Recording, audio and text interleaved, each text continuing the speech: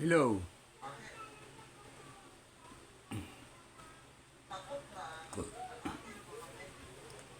Pag-usapan natin yung pistok. Parang hindi maganda, napakapangit.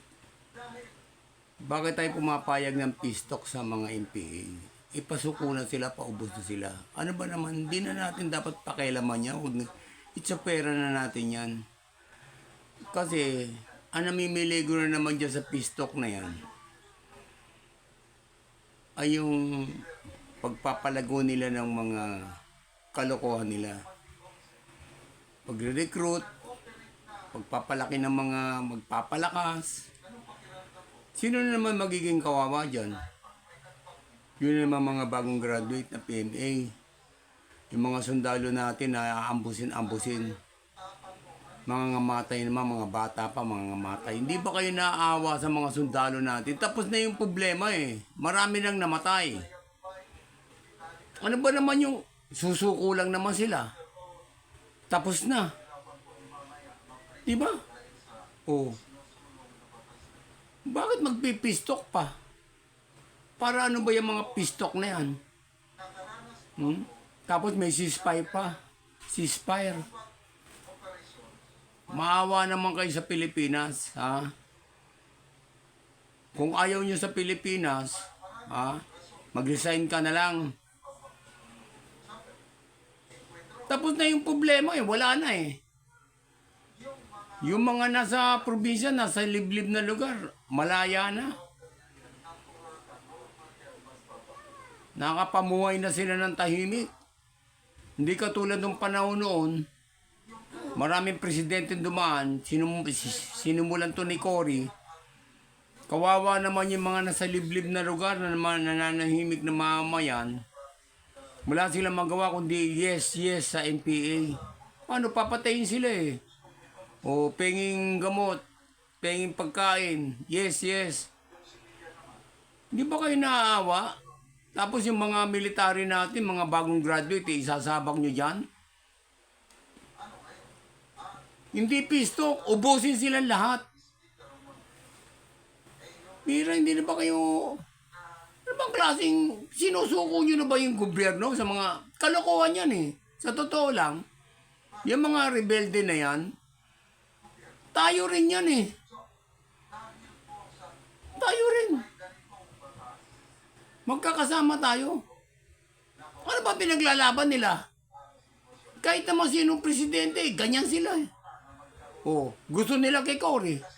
Nung naupo si Cory, kalaban din nila si Cory. Nung naupo si Ramos, kalaban din si Ramos. Lahat. Dahil negosyan nila. Negosyan, mag-isip naman kayo. Kawawa naman yung mga military. Kawawa naman yung mga sundalo natin. Puta, ikaw na lang kaya pumunta sa bundok. Makipagpistok ka mag-isa doon. Kayong mga rebelde dyan sa sa lugar ng kabundukan, magsibaba na kayo. Ha? Itong tatlong ungas dito sa Kongreso, itong nagsisimula, dapat makulong na lahat to eh. Ubusin na kayong lahat, ikulong na kayong lahat para matapos na ang problema ng gobyerno, maging malaya na tayong lahat, maging masigla ang Pilipinas at umasenso. Hindi tayo asenso sa ganyan. Para kayong mga anay, hindi ba kayo nahihiya? Para kayong mga anay sa gobyerno. Ang bira kayo, hindi kayo pistok. Anong klaseng presidente ka? Ano ba meron sa palabasin mo nga yung gano'ng karami yung mga tarantado na yan?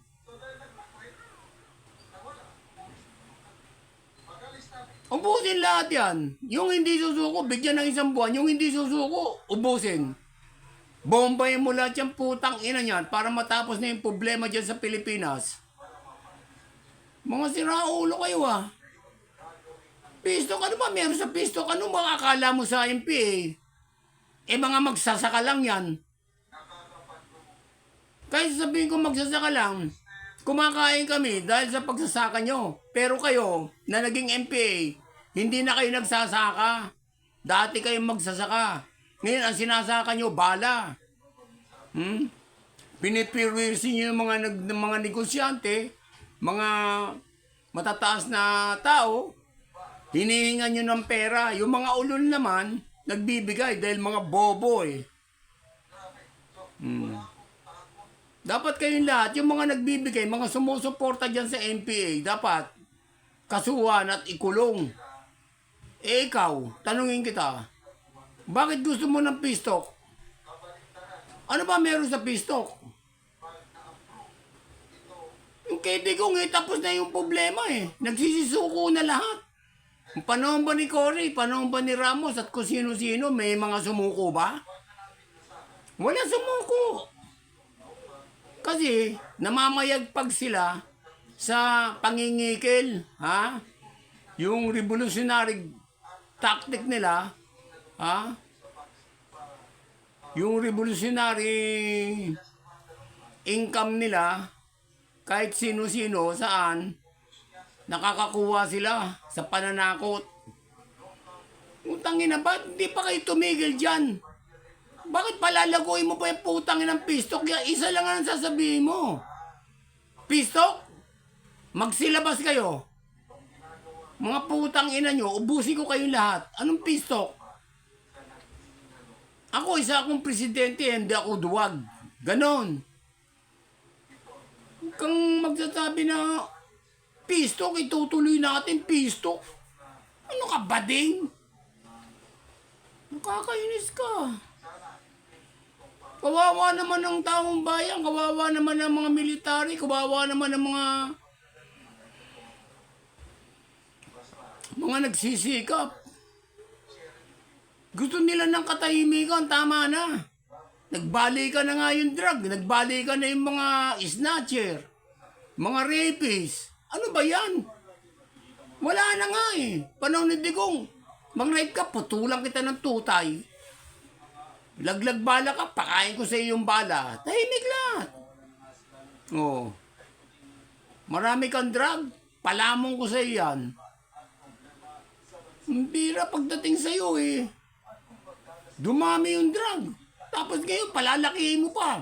Gusto mo ba ng gulo? Gusto mo bang guluhin ng Pilipinas? Manahimik ka na nga kaya.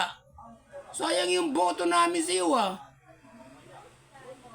Ako dati na ako sa taga Sampaloc ako.